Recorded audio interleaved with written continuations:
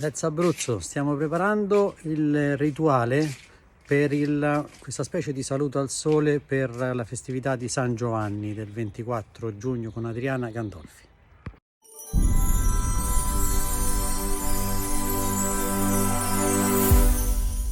Con mare e con marozze, facemmoci a combar. Se male ci volem, l'inverno ci niem, si bene ci portem, in paradisi ci altruem. Con ma, con ba, con ma.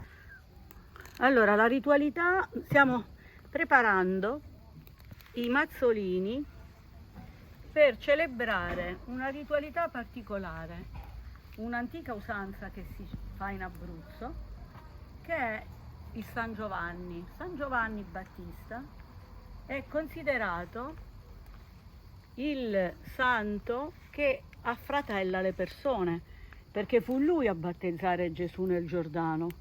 Quindi il suo giorno, quando c'è in pratica una simbiosi nella tradizione, di considerare il sole che sorge dal mare, il capo decollato di San Giovanni Battista, che venne decollato da Erode.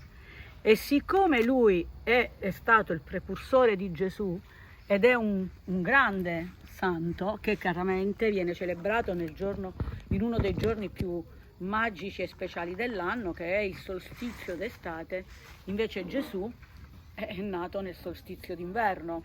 Quindi ci sono questi due personaggi che si riconfrontano.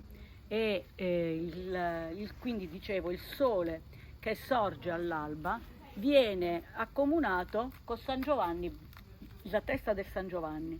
Quindi il riflesso rosso della luce, in pratica, che viene rispecchiato dall'acqua sia del mare che dei fiumi, che della rugiada che sta sulle piante, conferisce a chiunque ne venga a contatto potere di benessere, anche di particolari, come si dice, proprietà terapeutiche. Infatti gli erboristi o chi deve fare il nocino, chi ha bisogno di erbe e piante, le raccoglie il giorno di San Giovanni, il 24, dall'alba al tramonto.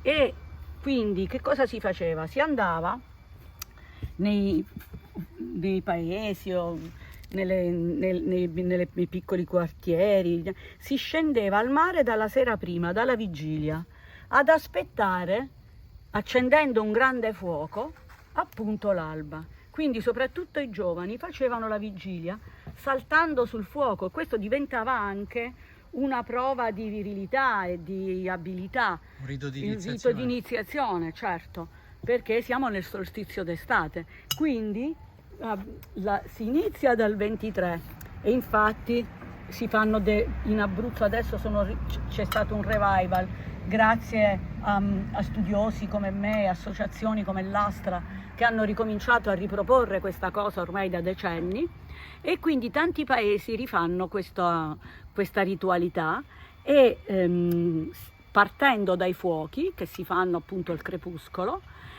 e aspettando l'alba. All'alba si scende al mare o si va nei fiumi, l'importante, oppure nelle fontane. E che cosa si fa? Le persone che vogliono chi sono queste persone che diventano compari? Sono gli amici speciali, perché noi nasciamo con dei parenti obbligati, ma il parente non te lo scegli. L'amico invece, se lo vuoi far diventare parente, viene in soccorso alla festa di San Giovanni, che era il cugino di Gesù e lo aveva battezzato.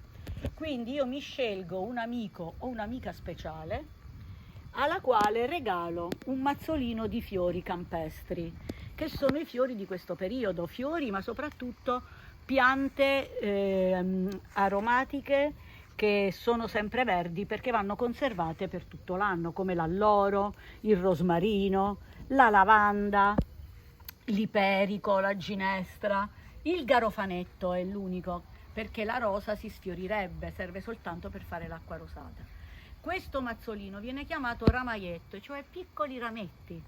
Viene offerto alla persona prescelta e gli si mettono incrociati i mignoli della mano destra e si dice una formula. Ogni paese ha la sua formula dialettale.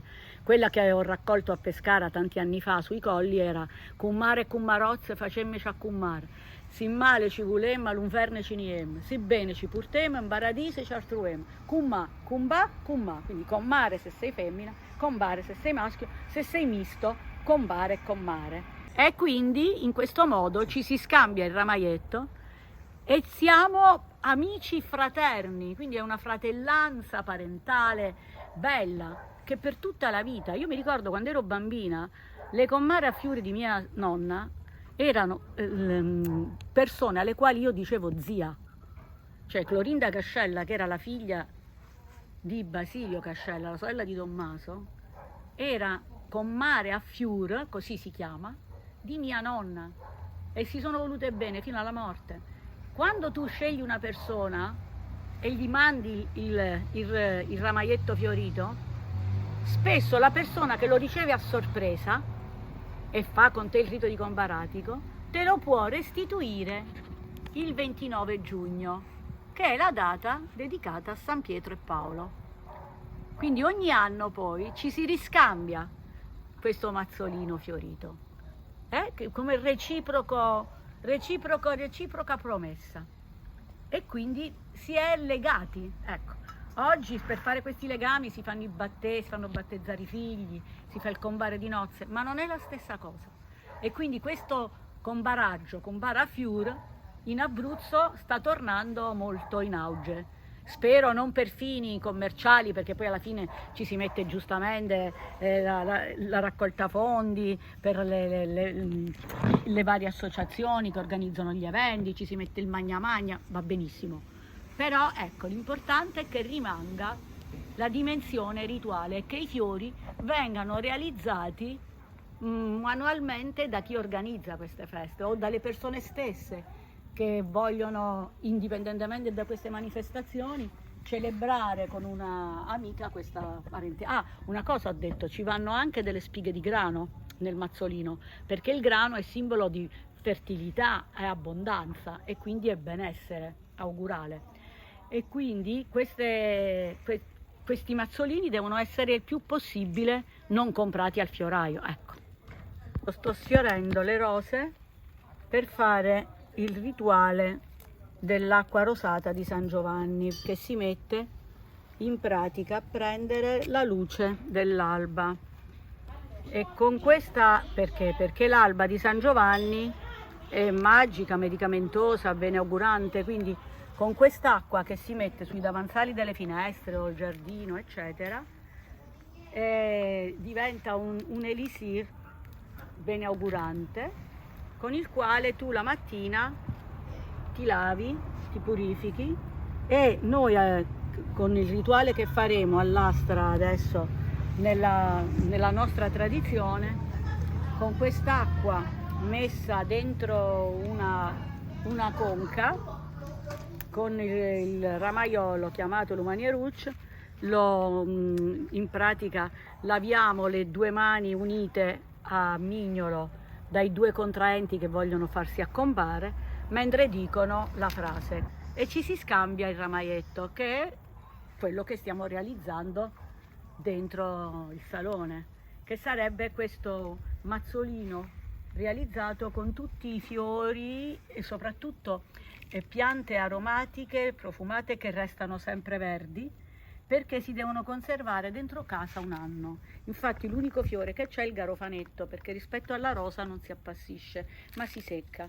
E l'anno successivo i compari rinnovano questo rito. Quindi l'acqua rosata è quella che lo sancisce. Ecco, vedi, questo è un ramaietto fatto con le piante che ti dicevo prima. Quindi c'è il garofanino, le spighe di grano, notare sempre dispari, perché il dispari porta fortuna, le lavande, il rosmarino, tutte piante e l'alloro che seccandosi non marciscono, ma rimangono a benedire la casa, ma soprattutto a testimonianza di questo comparatico fatto con il mio amico o mia amica speciale.